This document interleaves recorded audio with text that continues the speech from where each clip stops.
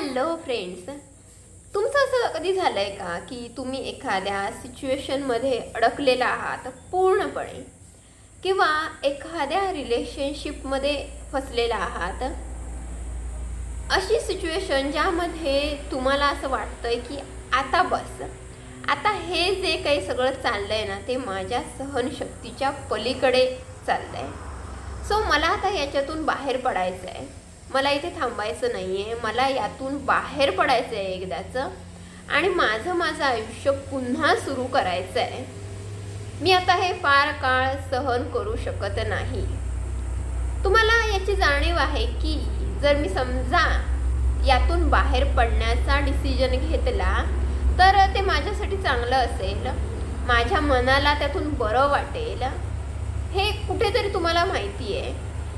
तरीही तुम्ही तो डिसिजन घेत नाही आहात का?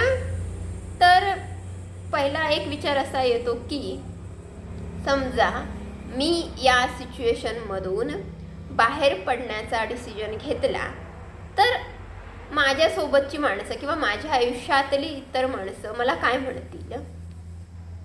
ऑफकोर्स मी परिस्थितीपासून पळ काढला, मी माझी जबाबदारी झटकली,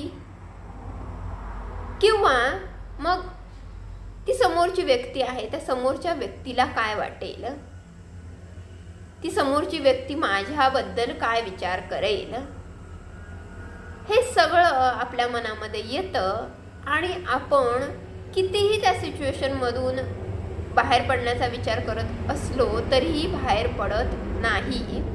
आपण तिथेच रेंगाळत राहतो हा विचार करत की कसं वाटेल मी जर असा डिसिजन घेतला यातून बाहेर पडण्याचा, यातून बाहेर पडून नवीन काही सुरू करण्याचा, किंवा हे इथेच संपवण्याचा. असं होतं बऱ्याचदा. तुमच्या बाबतीमध्ये असं कधी झालंय का? तुमच्या प्रतिक्रिया कमेंट बॉक्समधून जरूर कळवा.